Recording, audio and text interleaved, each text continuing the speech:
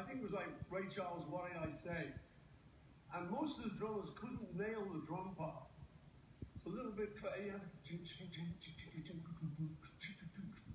was a little difficult to do, but Ringo nailed it. So, yeah, Ringo nailed it.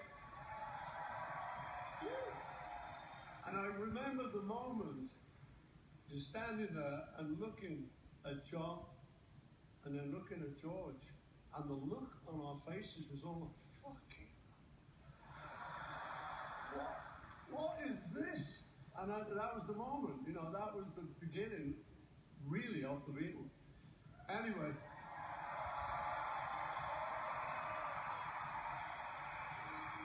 But it was just so beautiful, you know, playing with Ringo. As all the other drummers say, it just is something so special. I mean, when he's playing behind you, you see a lot of these bands when they're playing, they're looking around at the drummer like, you know, is he gonna speed up? Is he gonna slow down? You don't have to look with Ringo. He's there. You know, he's just yeah. So it's a great honor for me to be able to induce him.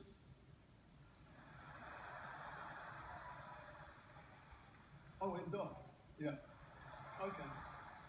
Into the Rock and Roll Hall of Fame here in Cleveland tonight, Mr. Ringo Starr!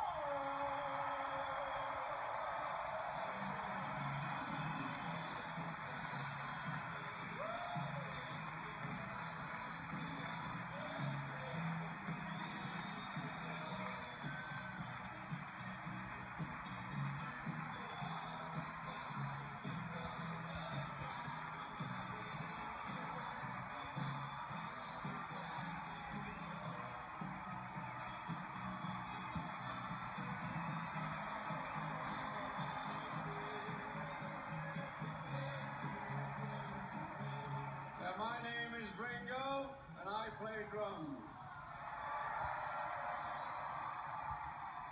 I want to thank Paul for all those great things he told us. Some of them were true.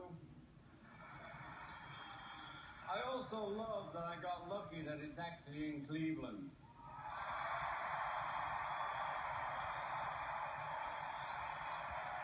And I'll tell you why. You know, we lived in England, we only had the BBC, but out of madness, there was a small country in Europe called Luxembourg. It's very small, population about 6.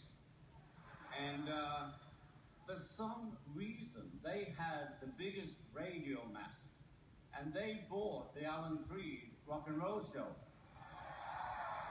which came from here. And so the first time I heard Little Richard, first time ever, I heard Jerry Lee Lewis, who was here tonight. First time ever.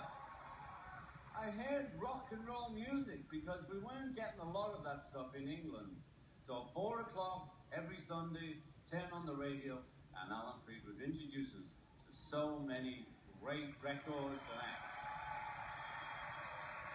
You know, I came from a port, a lot of sailors came, you know, to Liverpool, from Liverpool, would bring music from New York, from all over America. They'd drink all the money, they'd sell the records, so I got a group. Am I holding you up? Hey, yeah. After the things I've sat through tonight,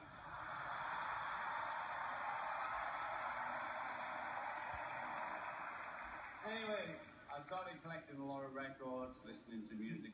Anyway, ended up in this rock and roll band. And, you know, with Rory and the Hurricanes, and we did go to Germany, and that's where I met, you know, the Beatles. I met Paul. John, God bless you. George, God bless you.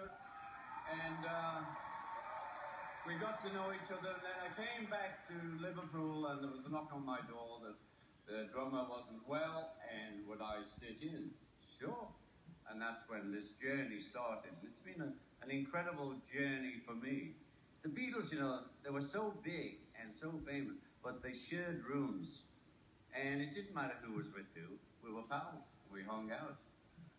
But I'm telling any band in the room, you really need to get to know your other players, you know.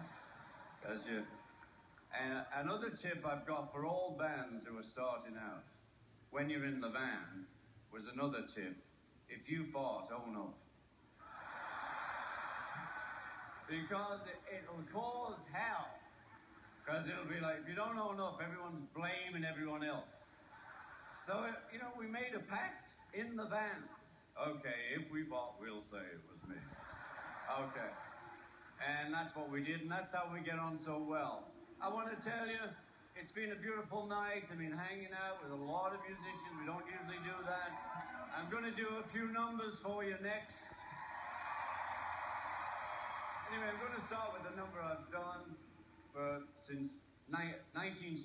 I did this number. It was a song by the Shirelles, and it just took my fancy. And it's called Boys, so I hope you love it.